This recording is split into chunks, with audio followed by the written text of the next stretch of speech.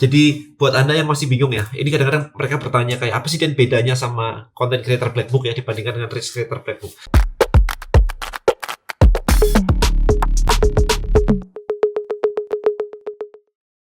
Nggak perlu followers ratusan ribu untuk hasilin ratusan juta per bulan.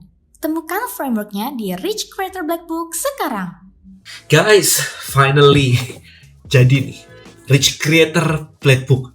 Jadi ini bukunya masih dummy, teman-teman. Ini masih dummy. So I'm super excited banget ya kalau Anda lihat perjalanannya kemarin, mulai dari nulisnya, dapat idenya, bikin outline-nya, kemudian nulis bab per babnya, kemudian ini jadi nih. Ini kira-kira berapa halaman ini ya? Ini sekitar 200 halaman tepat ya, 201 sih. Ya, seru banget. Nah, ini sekarang saya pengen bacain aja sih daftar isinya ini.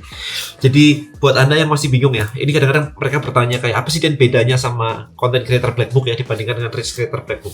So content creator black book itu lebih ngajarin tentang gimana sih caranya bikin konten, cari niche, strategi bikin kontennya apa, menjawab pertanyaan orang kah, menginspirasi orang kah, dan seterusnya. Jadi lebih detail ke pembuatan konten. Nah, rich creator black book ini lebih ke arah gimana Anda bisa jadi kaya. Jadi mindsetnya lebih banyak di sini.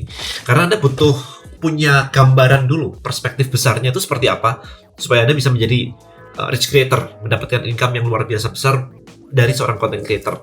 So di awal, di chapter 1, saya ngebahas tentang foundation. Apa itu rich creator, apa itu old economy versus new creator economy. Kalau Anda masih mikirin produk fisik, kemudian jualan, distribusi produk, kemudian harus ada produknya dulu baru jualan. Nah, itu Anda masuk di old economy. New creator economy, attention yang paling penting. Attention is the new currency di new creator economy. Di sini saya juga ngebahas sekolah jadi nggak penting dalam konteks ini. Kenapa nggak penting? Karena sekolah itu diajarin untuk jadi old economy. Sehingga ketika Anda lulus dari kuliah di new creator economy, Anda nggak punya ilmunya. Karena Anda ilmunya belajarnya yang old economy. Stokan barang bagaimana, warehouse gimana.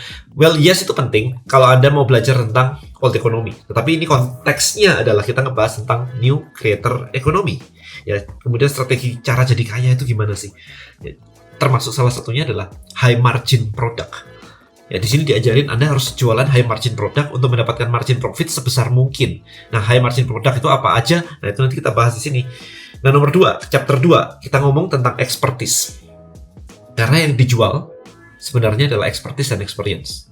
Expertise plus experience. Jadi expertise-nya apa aja? Ada framework-nya. Problem apa yang mau Anda solve. Kemudian solusinya apa? Apa yang namanya information gap.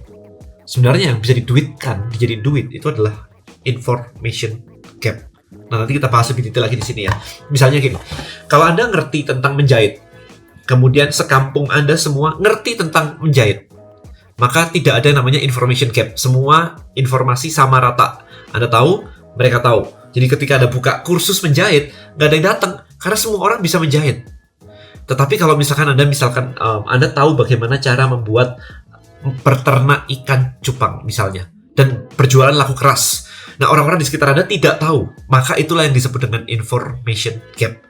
Ya, Anda tahu, mereka tidak tahu. Sehingga Anda buka kursusan, bimbingan, apapun itu, mereka akan datang karena mereka tidak tahu caranya, Anda tahu caranya. Jadi itu yang dijual sebenarnya, information gap.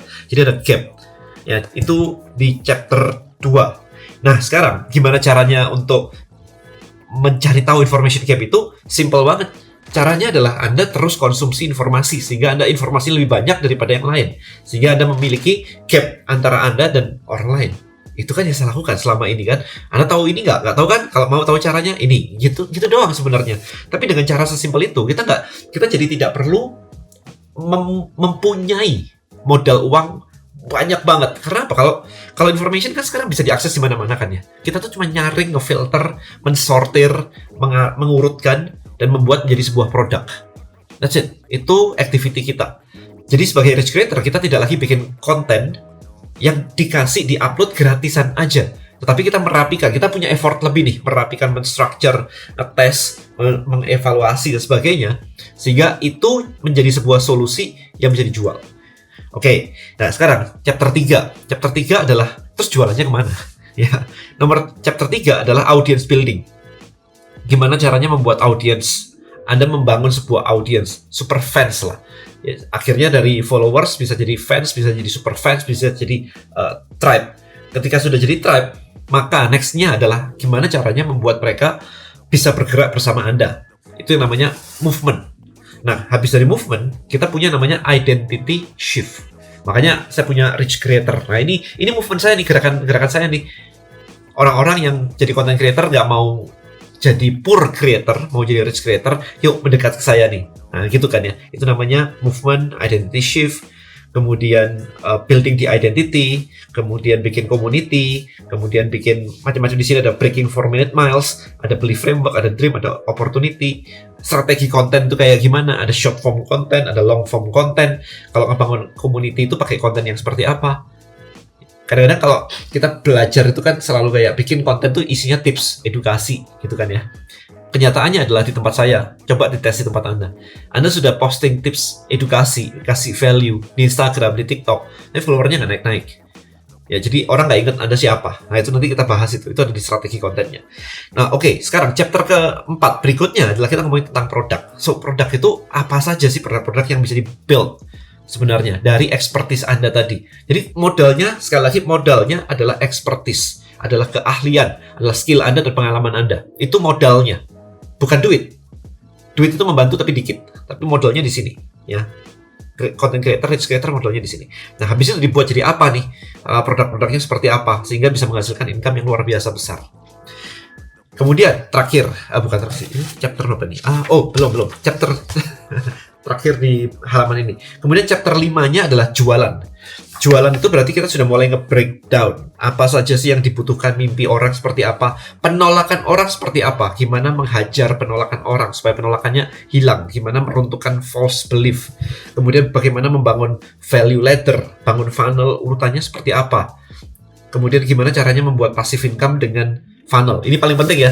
Kalau Anda lihat Instagram saya kemarin, itu hampir tiap berapa menit sekali itu sales saya masuk, padahal saya lagi traveling, saya nggak ngonten. Saya tidak ngonten, saya tidak posting apapun tentang jualan saya, tapi penjualan saya masuk hampir kayak tiap beberapa menit sekali masuk. Nah, ini yang disebut dengan building funnel, supaya Anda bisa mendapatkan akhirnya passive income dengan funnel Anda. Saya nggak ngonten loh, ingat ya, kalau Anda harus ngonten baru bisa jualan, harus IG live, harus TikTok live, harus Shopee live baru bisa jualan, artinya Anda jualan waktu. Dan saya nggak mau jualan waktu. Risk creator saya nggak mau. Saya mau jalan-jalan. Ini saya lagi di Jakarta. Barusan mendarat kemarin di Jakarta. Habis dari Bali hampir berapa hari kemarin? 5 harian di Bali. 5-6 hari di Bali. Ya, jadi itu yang mau kita bangun seperti itu. Chapter 6 kita ngebangun traffic. Traffic itu seperti apa? Traffic itu adalah orang yang datang. Ada strateginya. Ada Dream 100, ada customer acquisition cost dan sebagainya. Ada affiliate, itu di situ. Kemudian chapter 7 kita ngebahas platformnya, yaitu Traversity, di mana bisa membantu Anda untuk meletakkan produk-produk Anda di Traversity, sehingga Anda bisa jualan, bisa dijualin oleh affiliate. Nah, kemudian baru chapter 9 adalah terakhir nih, scale up-nya gimana nih? Ngebangun kerajaan media itu seperti apa nih? Dapetin time freedom kayak yang saya lakukan selama ini, itu seperti apa nih? Jadi, very, very complete sekali buku ini untuk ngasih wawasan. Nah, dari sini, akan ada banyak jalan habis itu. Anda mau jadi content creator yang seperti apa, belajar bikin apa, produknya apa. Anda nggak tahu cara bikin e-course. Nah, di situ Anda belajar cara bikin e-course. Bukan di buku ini, ada kelasnya sendiri kalau bikin e-course. Kalau mau bikin e-book gimana? Ada kelasnya sendiri kalau mau bikin e-book. Jadi tergantung Anda mau kemana. Paling tidak Anda tahu arahnya dibandingkan sekarang. Kemarin saya ngomongnya gini, kalau Anda ngerti isi buku ini, dan Anda dari nol banget, mungkin sebulan pertama Anda nggak bakal jadi kayak saya, for sure, pasti nggak akan jadi. Ya hoki lah kalau bisa dan kayak kamu, iya itu satu di antara sekian gitu, sekian banyak gitu kan. Tapi apa yang bisa Anda harapkan? Gini, ketika Anda mempraktekkan isi buku ini dalam waktu, let's say setahun, 2 tahun, 5 tahun, nggak kerasa 10 tahun. Bayangin 10 tahun ke depan, income Anda bisa di atas 100 juta per bulan. 10 tahun. Masa 10 tahun personal branding nggak jadi-jadi kan nggak bener ya. Ya kalau aku nggak punya personal branding baru pemula normal. Tapi kalau 10 tahun personal branding nggak jadi-jadi ini ada yang salah. Gitu kan. Nah ketika itu jadi semuanya sesuai step-step dari buku ini, Anda bisa mendapatkan income 100 juta per bulan. Bayangkan bandingkan dengan kondisi Anda hari ini. Bisa nggak di atas kertas apapun yang Anda kerjakan hari ini itu nyampe 100 juta per bulan dalam waktu 5-10 tahun? Bisa nggak? Kemarin ada teman yang ngitung-ngitung nih. Bener-bener ngitung dan setelah aku hitung-hitung ya, 5 tahun kemudian dari incomeku saat ini, 5 tahun lagi itu maksimum di 25 juta, 20 juta, 25 juta. Nah itu maksud saya. Ketika Anda mempelajari ini, Anda nggak perlu untuk resign dan sebagainya. Ini bisa dikerjakan paruh waktu. Ini goalnya adalah membuat time freedom, income datang. Sehingga kalau Anda mengerjakan apapun, bisnis Anda atau Anda seorang karyawan, side hustle dan sebagainya, ini side hustle. Jadi Anda bisa melakukan ini semua sambil masih tetap bekerja. Jadi jangan tiba-tiba lompat ke sini terus di stop gitu. Enggak, jangan seperti itu. Ya, di buku ini juga nanti dibahas kok gimana cara mengkombinasikan. Kalau Anda punya bisnis konvensional, ini membantu. Kalau Anda punya bisnis benar-benar konvensional, offline, bisnis laundry gitu, ini bisa membantu, digabungin. Ada caranya di buku ini. Jadi bukan berarti kalau memilih ini terus enggak sama sekali. Ya, kebetulan saya hanya full di sini aja, tetapi Anda bisa menggabung-gabungkan dengan yang lain. Alright. So hopefully ini bisa mencerahkan buat Anda roadmap ke minimal 100 juta per bulan. Saya udah jauh lebih dari itu sih, tapi intinya adalah step pertama adalah kalau bisa mencapai 100 juta per bulan, paling tidak itu akan mengubah hidup Anda secara finansial kan. Lumayan lah, ya kan. Alright, so buat Anda yang belum punya, silahkan klik langsung di kolom komen, order lewat situ untuk buku ini. Thank you so much for watching. See you in the next video. Bye-bye.